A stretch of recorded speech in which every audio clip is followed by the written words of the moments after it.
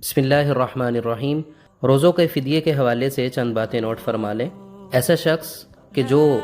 رمضان المبارک کے روزے رکھنے کی قدرت نہ رکھتا ہو اور موت تک احتمال نہ ہو کہ وہ روزے رکھ سکے گا، تو ایسا شخص پر واجب ہے کہ وہ روزوں کا فدیہ دے۔ لیکن عارضی بیماری میں اگر کوئی مبتلا ہے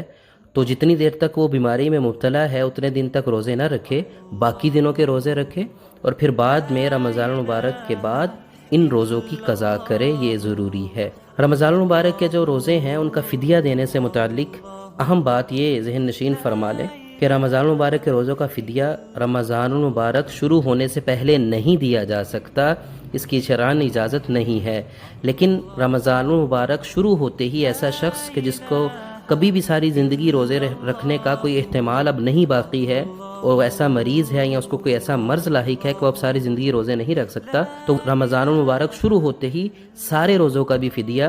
دے سکتا ہے، اور روزانہ کی بنیاد پر بھی وہ اس کا فدیہ دے سکتا ہے۔